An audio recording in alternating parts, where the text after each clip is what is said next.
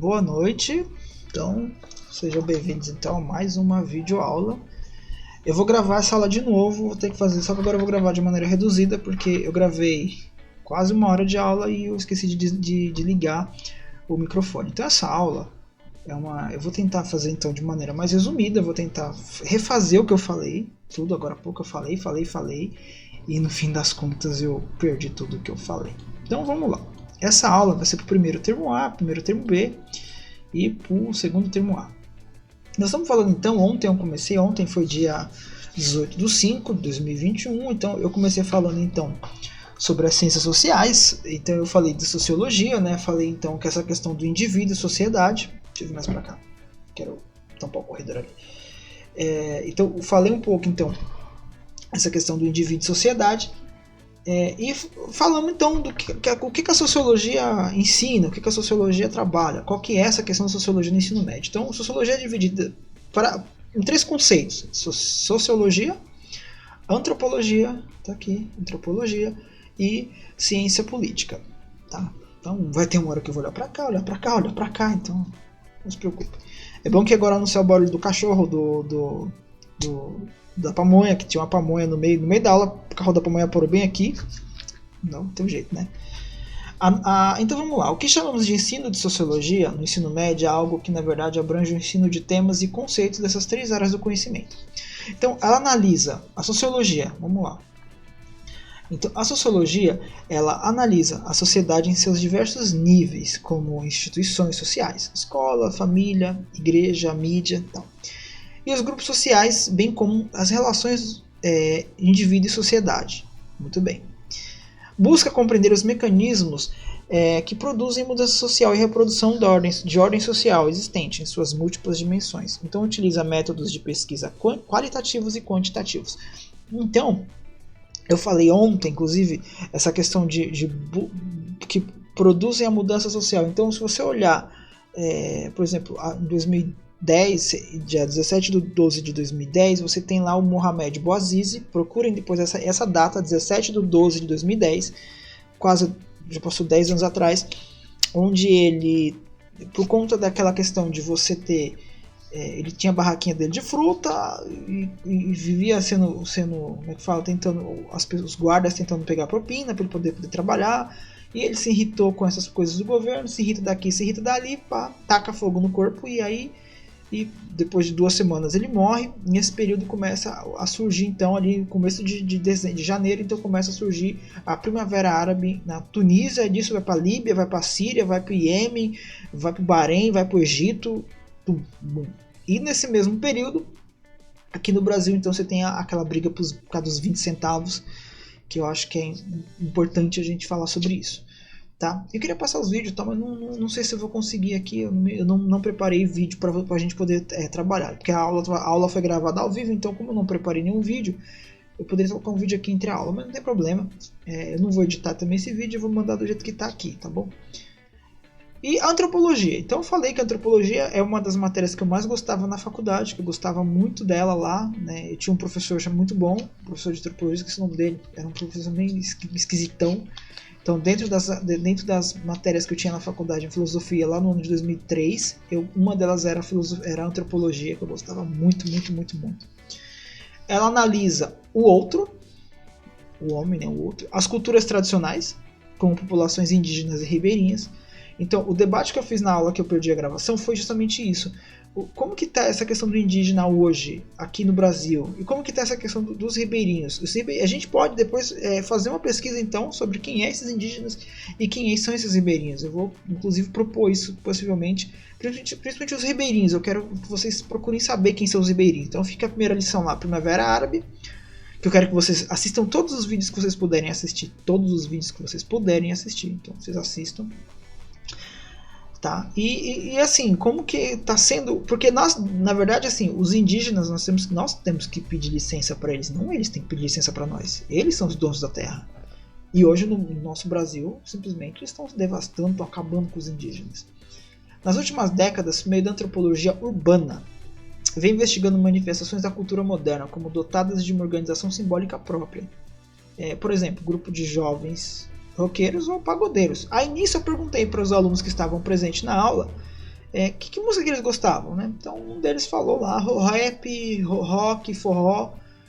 E eu falei o seguinte, que quando eu fiz faculdade, a professora Elaine, que eu tinha, uma professora muito legal de psicologia, ela ensinou uma coisa que isso eu aprendi com ela e guardo isso até hoje, que chama consciente coletivo. Então, o consciente coletivo é quando você identifica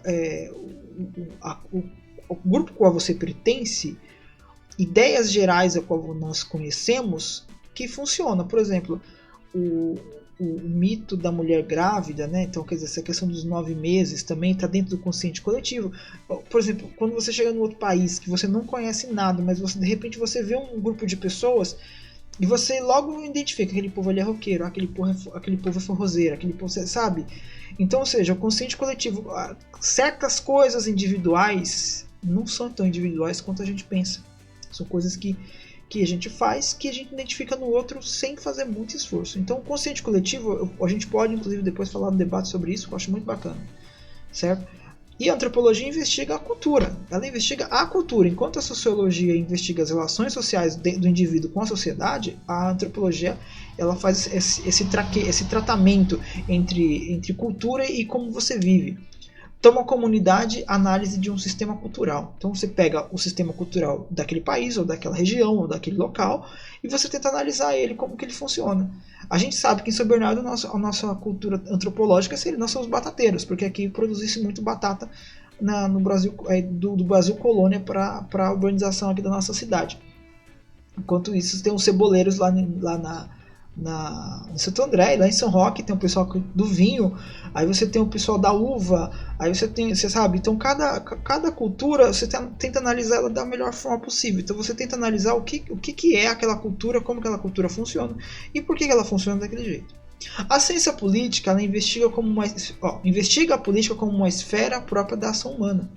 Então, quando você estuda John Locke, estuda Hobbes, você Jean-Jacques Rousseau, Montesquieu, você estuda esses caras eles desenvolveram ideias políticas que nós vivemos até hoje, que nós usamos até hoje.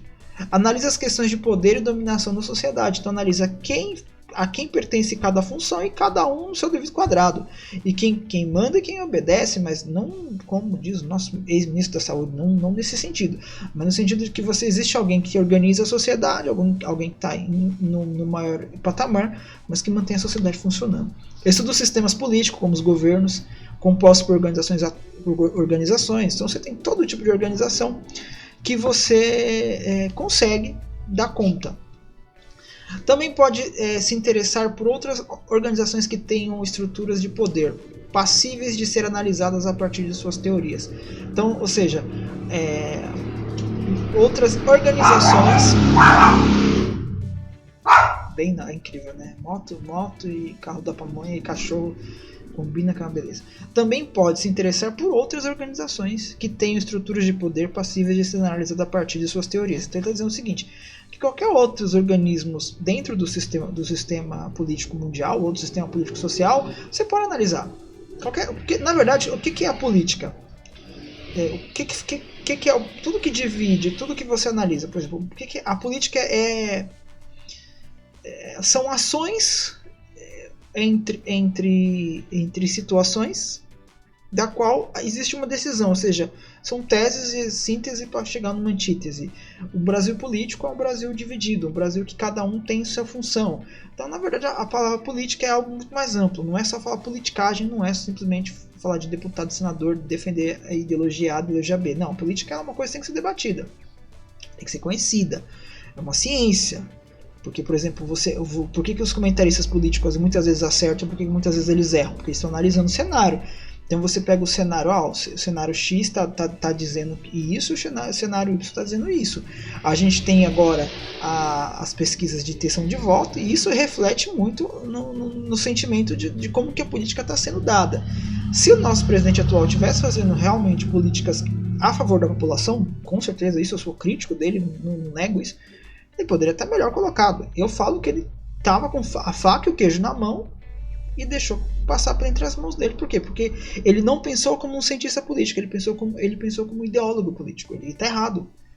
Ele colocou a ideologia dele em primeiro lugar. Quando a Dilma foi eleita, eu votei no Lula no primeiro e segundo mandato, mas na Dilma eu já não votei mais, porque eu eu desacreditei do projeto do Lula, eu desacreditei mesmo. Falei, pô, isso aqui tá errado, não é assim. E olha que a gente achava que com o Lula tava aquela patifaria toda, agora com o Bolsonaro a gente viu que realmente, agora sim eu vi a diferença do que o processo político Dilma-Lula, aliás, Lula-Dilma e Temer, ele foi um processo que, apesar de todas as coisas ruins que aconteceram, ela se manteve sempre no campo político. Sempre no campo político, que é isso que muitos cientistas políticos, muitos comentaristas, muitos jornalistas defendem. Já com o Bolsonaro não, extrapolou todos os limites da realidade. Ele não, porque, por exemplo, como a Dilma foi eleita, eu não votei nela no primeiro nem no segundo turno, eu votei no meu candidato e ponto, acabou. E aí o que acontece? Como eu votei neles, aí você pensa assim, tá, eu não votei na Dilma, mas ela ganhou. E agora? O que vai ser? Ela tem que governar tanto para quem votou nela, tanto para quem não votou. E foi o que ela fez, ela governou. Foi um bom governo. Ela tem que lembrar que eu não votei nela, mas só que ela vai ter que governar para mim agora. Então, ou seja, se ela quiser, ela vai ter que me conquistar politicamente. E fez um bom governo. Eu acredito que fez um bom governo. Né? A gente tinha os mais médicos, que eu acho que é um exemplo muito claro dentro da ciência política, que agora não temos mais. Então, quer dizer, você chega e você expulsa uma parcela de um grupo social que estava te ajudando. Gente, é meio complicado isso aqui, mas tudo bem. Vamos lá. Sociedade e indivíduo, vamos lá.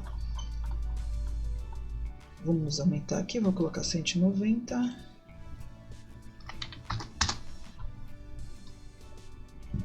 Sociedade e indivíduo. Então vamos lá. O que é a sociedade? Muitos sociólogos buscaram elaborar respostas a essa pergunta. Para um dos principais autores clássicos da sociologia, o Émile Durkheim, a sociedade é algo que existe acima dos indivíduos. Olha só. A sociedade é algo que existe acima dos indivíduos. Então, é o que eu acabei de falar. Quando você foi eleito presidente, uma parcela votou em você, outra parcela não. Mas você agora está lá na frente, você é o representante social daquele grupo, daquele país. Você é o representante social máximo daquele poder. Então você tem que governar para todo mundo. Certo? Por quê? Porque a sociedade está acima do individualismo. Então, ou seja, não é porque o cara foi eleito por 57 milhões e os outros 100 milhões, né? Desculpa a palavra, né? Então, não é assim que funciona. Existe antes de eles nascerem e exerce uma forte pressão sobre sua conduta. Então, ou seja, tudo que acontece antes, tudo que acontece dentro da sociedade é meio que pré-estabelecido. É uma convenção que todo mundo aceita. Você mantém. Se funcionou até agora, por que você vai mexer com um time que está ganhando? Pô? Nessa visão, a sociedade é uma ordem moral que conduz os indivíduos a agirem conforme suas regras e valores, cumprindo as funções que espera deles. Aqui o que acontece? Aqui eu sugeri, não vi na aula lá que eu gravei, aquela Bridgerton, que é aquela série do Netflix, que eu acho muito bacana. Deixa eu ver se eu acho aqui no celular. Que aí a gente mostra aqui na telinha. E o que acontece? Essa série, eu acho que ela reflete muito a questão da sociedade. Certo? Deixa eu pegar aqui. Eu queria mostrar na tela, mas eu mostro aqui. Outlander, essa série é maravilhosa. Cadê? Aqui, Guardian. Então, deixa eu ver aqui, mais informações. Não sei se vocês conseguem ver. Opa. Será que dá pra ver aqui? Acho que tá muito claro. Tá? Tudo bem. Não tem. Bridgerton. Tá aqui. Não dá. É muito claro pra ver, mas tudo bem. É do Netflix. Assistam essa série é muito bacana. Eu acho que ela reflete um pouco como que é a estrutura social. Ela deixa claro isso aqui que ele tá falando, com os valores morais. Então, por exemplo, o spoiler dessa série é a questão do beijo. O rapaz beija a moça e vai ter que casar com ela. Quer dizer, você tinha todo um padrão e a partir desse momento, no momento que ele beijou ela, a merda aconteceu.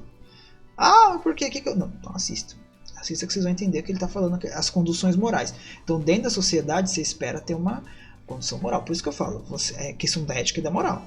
Então, se você pisou na bola, se você pisou no tomate dentro da sociedade, se é candidato a uma função política e você pisa na bola, então você já viu, né? Uma característica dessa teoria é tratar indivíduo e sociedade como se existissem separadamente. Mas não tem como tratar o indivíduo separado da sociedade. Porque se existe indivíduos, existe sociedade. E se existem muitos indivíduos, existe uma sociedade muito grande.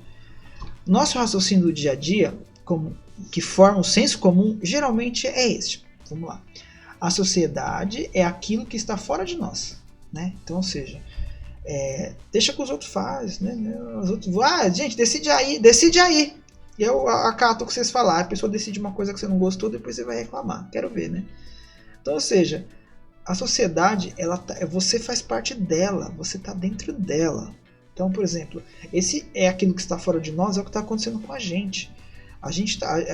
Simplesmente a gente deixou a merda acontecer, porque nós tivemos alguns discursos separados. O governador fazendo um discurso, o presidente fazendo outro. Então, quer dizer, dentro da sociedade esse discurso ficou largado, ficou completamente perdido, né? Então, todos nós somos sociedade. A sociedade não você está dentro dela, não adianta. E outra, por exemplo, você paga imposto, você está dentro da sociedade. Você tem dívida, você está dentro da sociedade.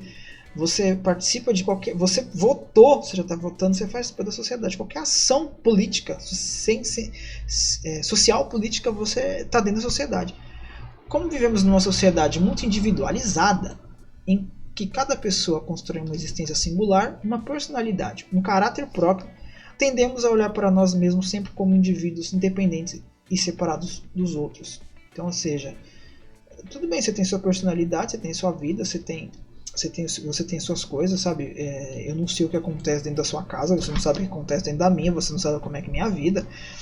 Fulano pegou Covid, fulano ficou doente, fulano morreu, família, sabe? Eu fiquei pensando muito nisso, né? Eu perdi minha irmã por causa do Covid esses tempos atrás. Eu ainda tô, sei lá, racionalizando isso. Aí você vê a família do Paulo Gustavo, o que tá acontecendo, sabe? Você fica tentando imaginar como é que tá lá dentro a pessoa, o companheiro dele, os filhos dele. Puta, é uma bosta, né?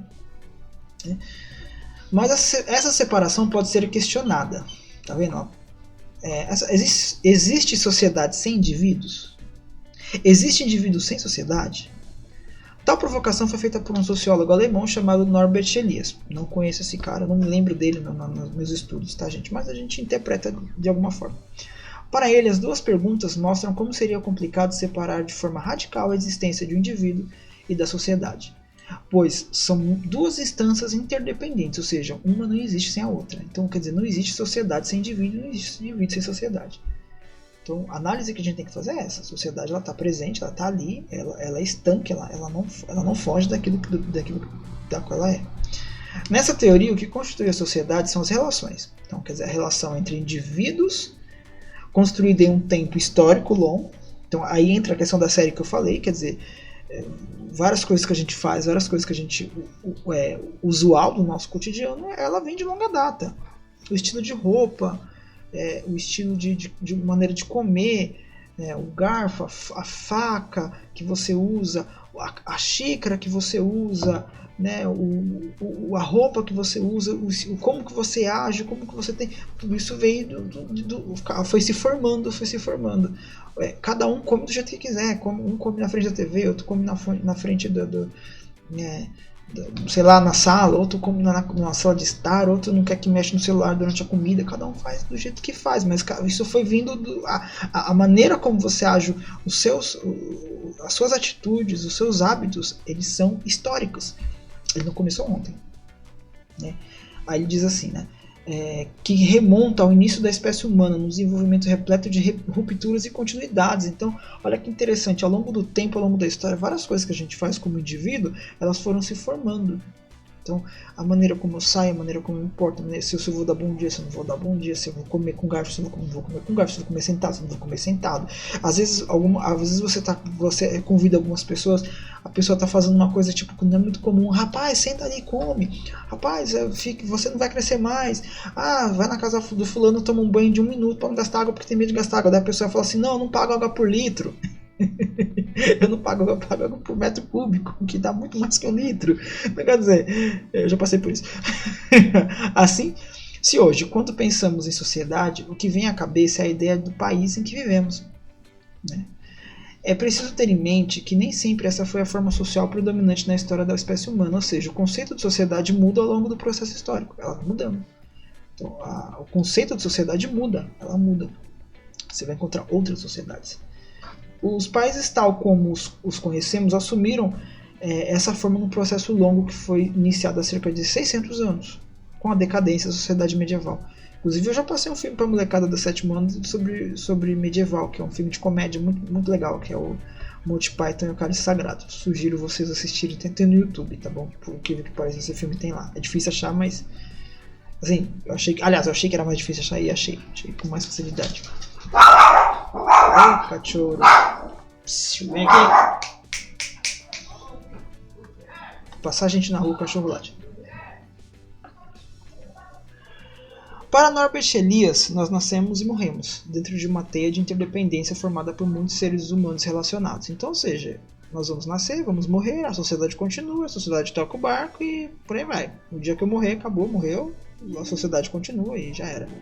Nossa vida, embora nunca seja predeterminada, né, que infelizmente, se a gente observar, né, infelizmente não, desculpa essa palavra, né, equivocadamente falei errado, mas no passado mais antigo, então as pessoas tinham, cada um tinha o que ia fazer na sociedade, isso chegou a acontecer. Hoje em dia não, hoje em dia você nasce, você vai ter que se formar.